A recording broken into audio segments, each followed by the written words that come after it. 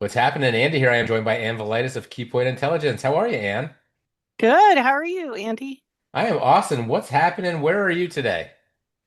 Oh gosh, pining for the last vestiges of summer, right?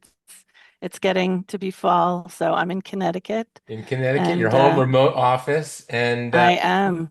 so Keypoint is down in actually they're right on Route 46 in New Jersey. I think Yes, what Fairfield, New Jersey, maybe or yes, yes. yep, yep. I've been right down that road a million times. We had an office on that same street too for a while. Give us for the two people who watching this don't know who Keypoint Intelligence is. Give us the 30,000 foot overview and then maybe a little bit of what do you do for them? How long you been there? Sure, sure. Yeah, so for those who don't know who I am, I'm Ann Valaitis, and I'm a principal analyst here at Keypoint.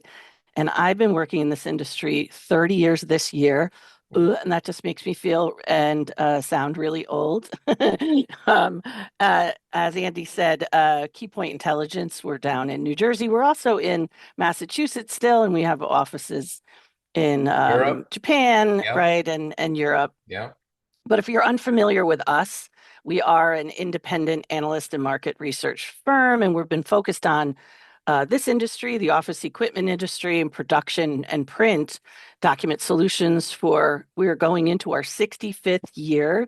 So we're that result of a marriage between BLI and InfoTrends back in the day. I think that was 2016 at this point.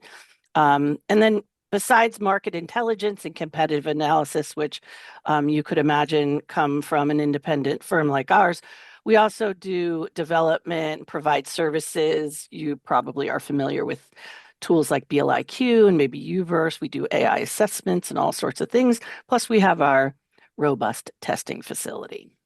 Well, and you are really an interesting company, and I didn't realize it's been 10 years since the analyst firm was acquired, and sort of you became a very different company. But most Hmm. people my age know BLI, and they know those Yeah, spec check books. I probably still have one of those in my trunk of I my know. car, right? That every sales rep used to have. He used to run around, and so they knew all the specifications of every copier out there, and it came out like two or three times a year, I think, or maybe even four times Yeah. a year.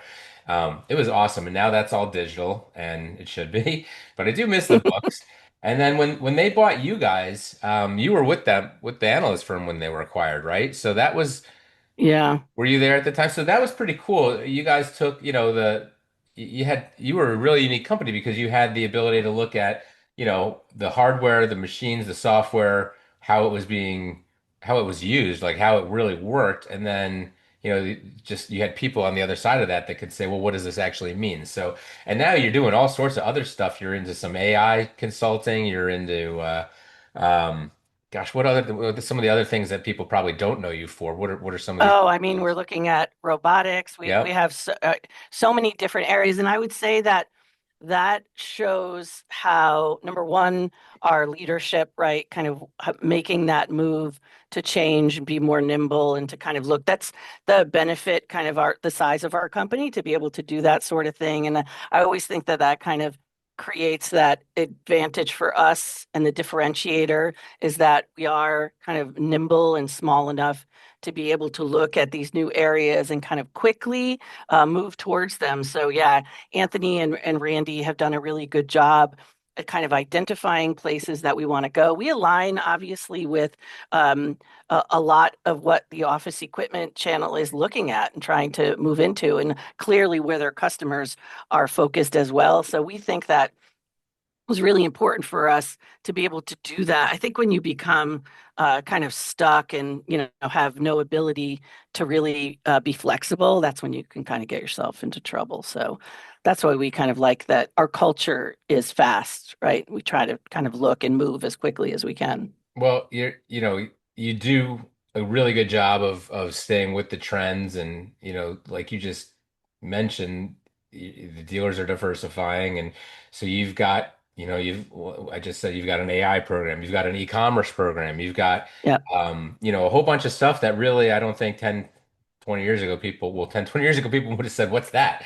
Right? But yeah, but you've embraced that and you're trying to package these things that these technologies out there that are coming and make them useful and relevant to dealers. So you're one of these.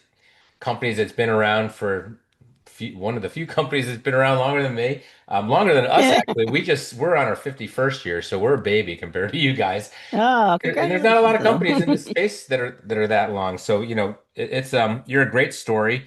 Anthony's, taken over a really interesting company and added a lot of just really neat new products and programs to it that make you very relevant going forward. And that's the kind of thing you need to do. You have to keep evolving. Otherwise, if we keep Yeah. selling copiers, we're all going to be out of business. No, right. It makes no sense. So Right.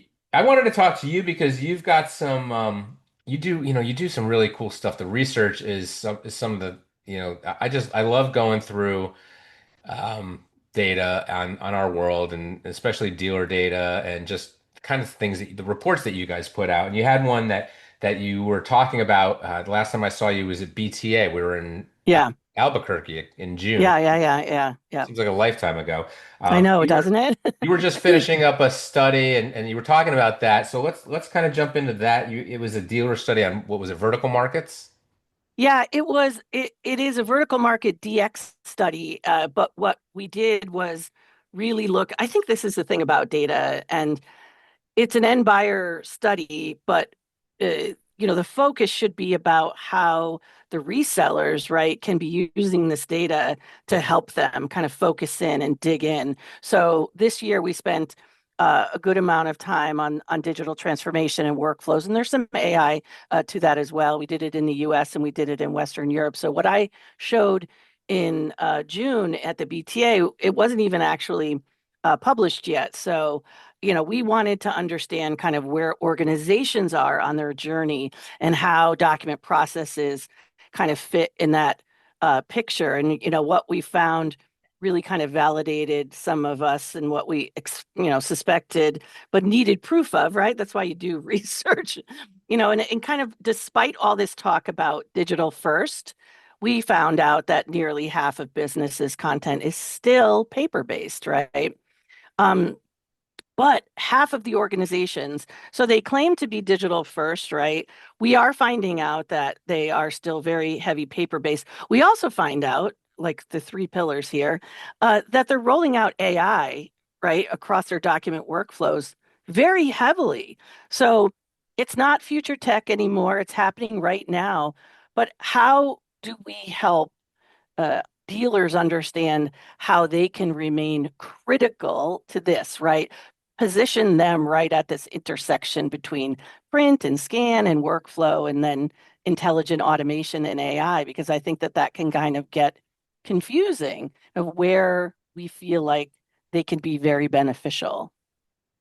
Well, I think the AI adds a really interesting component to the whole workflow conversation, because we were already on this path.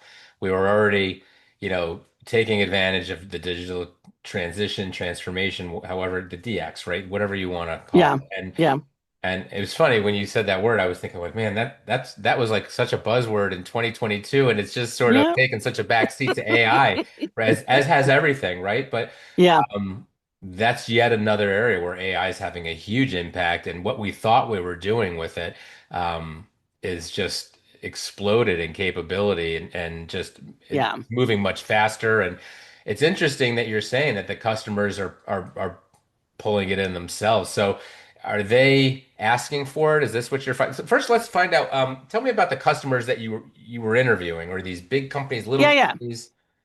Who were they? So we went across key vertical markets, right? So healthcare, education, manufacturing. Um, there were five. Banking, financial, Hmm. right? So if you look at healthcare, for example, some of the things that we have a pretty good understanding of, right? They're very compliance driven, right? But they really remain pretty highly fragmented. So a lot of their content is still paper based. And this is after, 2012 when we did the whole stimulus, right? And we think healthcare and hospitals got very digital, but the fact is they are still very hybrid. They have a lot of paper that still exists. They kind of have this paper digital workflow thing that happens. And that's the norm rather than the exception. They still have a lot of pain points, right? Security, print security, compliance challenges, things around patient data. So this is where we think that dealers really can provide that opportunity, right? Help healthcare organizations prioritize things like patient intake processing, right? And we know that dealers are really good at kind of going in talking about the solution itself. I think, there is this thought that everything is around the device or the output, but we know that the dealers that are really kind of dug in to workflow, that's how they go about it, right? They understand what are the capture needs, right? What needs to be ingested? Are we talking about insurance cards or medical histories, right? Maintaining HIPAA, all those things. So we think that there's really good areas within healthcare that dealers can focus on. When you look at education, right, they continue to have budget constraints, but that looks to drive innovation. They tell this interesting story of being hybrid too. Now they're hybrid learning, right? They didn't eliminate paper with all that hybridness. It actually created kind of new complexities for them. And schools still generate a significant volume of paper. You know this very well. The dealers have made a massive, right, industry of providing for education, K through 12 and higher ed, both of them. So the parent communications, the compliance documents, right? Making sure that you're keeping student records safe. There's a lot of scan to cloud integration. They're connecting management systems, but they still have tight budgets, and they are looking to use AI, and they're accelerating from our research, which was interesting, because automation can really reduce manual processing and drive costs down. So that's technology that's kind of helping them do things at the same time. Then we talked to legal, and obviously legal is a paper monster. They still really love their paper. In fact, they remain the most paper intensive vertical that we study. But they're trying to work through these processes, right? There's a lot of connections that go on with legal in terms of working with clients, other lawyers, the courts, right? All of that. And then obviously managing through all of that data. AI, they talk about AI a lot with legal, right? In terms of summarization, pulling out key facts. Let's not talk about AI hallucinations in legal because that's a problem too. But right, they're really trying to embrace the business process automation, and they're a little bit behind the curve. So we think that's a good opportunity for dealers too. And I know a lot of dealers work with smaller law firms and working to provide them. And then lastly was financial services, banking, and they're obviously very regulation heavy. Um, they present kind of this interesting paradox of digitally advanced in many areas, but paper still persists pretty heavily in things like customer onboarding and loan origination and claims processing. There's a lot of risk and regulation that drive a lot of what goes on in financial services.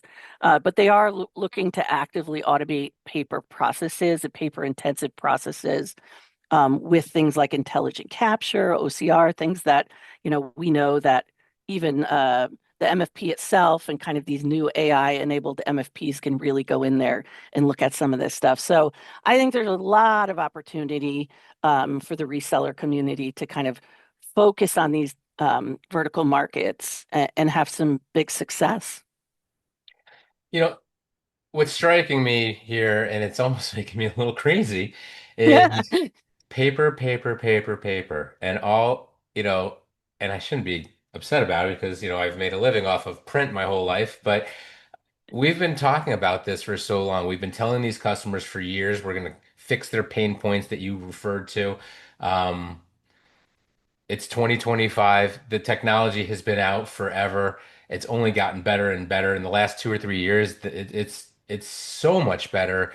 Uh, what is it? Why is paper still here? Why is it? Why won't it go away? It's not like customers are, when you bring up pain points and things are hard, right? And you've got security issues and you've got Yeah. costs associated with it and just so much involved with it. And there's so much ease with just getting everything into the cloud once you go down that, once you do it. But what Yeah. is it about paper that's just hanging in there and why won't it go away? What is it about? Yeah. I think it's a good number of things, and I think that the low-hanging fruit of what we know about behavior, that's usually a thing. Often culture drives that, right? So we talk about legal. Very often we know from legal and talking to lawyers and talking to the practice that um, as the tenured lawyers that happen to exist, that's how they operate, right? It's the culture of their environment that drives paper. So we know that exists. I would say that a lot of that has been identified. And by the way, as you have kind of new lawyers come in, kind of younger generations, they're digital first, right? They Well, let's don't want to talk be about dealing those with the guys, right? paper. The Yeah. generation, Yep. is it Z that we're up to? I don't even know anymore. Yeah. I stopped Yeah. I stopped paying attention at our generation. Uh, We're the last one that mattered in my book. I But think I agree. um the next one was still using our methodology, our the way we set things up. But this following generations, I think it's Z, Yeah. um, they're going to be very different. And you started, you mentioned it. They don't care about paper as much, from what I understand. Everything's digital to them. So Yeah. I do feel like this is going to push it along. Do you see that as being, an opportunity? Are these kids just, is it just going to happen naturally? Or are they going to take the lead on this and say, no, we're not going to work that way anymore? How do you think Yeah. it's going to start moving Yeah. moving ahead finally? Yeah. I think that we kind of posited that a while ago that we thought that that would have more of an effect and make it go. By the way, you said a couple minutes ago, like we've been talking about this for 20 years, maybe more, 25 years, right? Even when I was on the vendor side, we talked about this, and I've been in this job since 2008. So that's a long time ago. We've been talking about this, and you're right, the tools have existed, the technology has existed. But what we always fail, and I think in some cases analysts fail to remember or realize, is that it takes a long time, right, to kind of move forward on the business side, and it doesn't go as fast as we think, right? You can't just take a whole infrastructure and kind of replace it overnight. So it's incremental, right? So as you said, these new kind of digital first and digital native employees, when they hit the business, they're not going to put up with that, right? They're very mobile, right? They're also not they're very digital. So there will have to be change from that will kind of happen. And you're also right, Andy, in that the technology is getting better and better and better, more intuitive, faster. So technology like this has existed for a long time, but it's never been really intuitive, number one. Number two, we still know that there are integration issues across the board. We talked about legal and having lawyers to talk to themselves and to their clients and to the court system. The integration that has to exist for all of that to happen is not that well. It's not that it's not established. It doesn't work very well. That's why there's always professional service and interfaces and integration that has to go on between the hardware itself, the software it's speaking to, right? Kind of to communicate, send to destinations, all of that. We think that those problems have been solved. They haven't. In fact, not this study, but we did another study at the beginning of this year, and we talked to resellers about what some of the issues that exist with their own customers in terms of um, MFP products and even scanning products. And one of the things that they said overwhelmingly was integration was a challenge across the board. So I say this like integration, integration, integration. It's all about an integration issue. And those problems haven't been solved. And by the way, when there's integration issues, what's the easiest way to communicate sometimes? Paper, right? So we know why paper persists in a lot of cases. It is a medium that can be shared very simply and easily, right? People are still scanning to email more than ever, or scanning to just a file repository. That's not intelligent processing. That's just scan and capture, right? That's just holding a document. That's creating a PDF. So much of that still exists. And, the hope is that with AI, with more IDP, with more automation, right, with compliance kind of driving these things and customer demand for even more digital access. That's why we see so much more scanning going on right now, kind of more than ever because of digital transformation initiatives, right? All these other things up until now. COVID, that created it, right? Everybody went hybrid. You need better and more digital access, and you don't need it. It can't be hindered by integration issues. Yeah, you do. And I've mentioned this on our podcasts before, but my wife is an educator. She's a school psychologist, and she if she doesn't have her files with her and she's trying to do Yes. something from home, she's got to drive all the way back to school to go get them for certain things. Not everything. Some of it's digitized, but a lot of it blows me away that, this big school district that she works in, it's still filing cabinets and manila folders. It's still, the way it was when we were in school. And Yeah. here we are, in 2025, and they could make her life so much easier, and probably all their teachers and psychologists and admin people, just to be able to, and that's just one industry, right? Yeah. So you split this out in your vertical study. You go by you said five different pillars that you take a look at. Is this a study that people can find on your website? Where is it, just pieces of this are being Yeah. No, this is published? primary research. Yeah, it's primary research as part of the advisory service, but anybody can one-off this report. So, yeah, if you go on our website and you actually go into the report store, you could find this DX survey in there. We So also what we'll did, do is we'll have yeah. you I'll get from you the link, and then I will Oh, include thank it you. in the description. So any of you watching this podcast, you can just click the link. You can get the report, and we'll give you a link where do you have a give me a few of the other reports that they might find on Oh, those so pages. this year, if we're talking about like fresh data, Mhm. and what's so great about something that's like within months old. So we have this DX survey, US and Western Europe. They were fielded separately, so they are separate studies. So you could look at those. We also did a separate print and scan study. We used to kind of do it all together, and then we were like, okay, let's split that out because there's very specific scan workflow things that we wanted to know. Not only that, but we want to get to the heart of how people are using MFPs and how they're using single function scanners. So that's a separate study. And that's also US and Western Europe. We have I feel like we do um, a good diverse set of different topics every year. We have some multi-client topics that we're also working on right now. We have a sustainability study, so I can give you the link to some of that too. But yeah, so I think that there's a lot of good new information that's coming on that Well, side. Yeah. it's what you guys do. It's one of the things that we I think as an industry really appreciate from Keypoint Intelligence. And I think a lot of people remember you from the BLI side, but people often may not remember that you're a think tank. You're one of a Yeah. very few number of companies that really focus on data from this industry, from dealers, from office equipment resellers. And so that makes it just so much more useful than just, I mean, it's always great to see printer numbers and to see where everything is at the top level. But I think there's a lot of value to talking to end users, specifically talking to the dealers.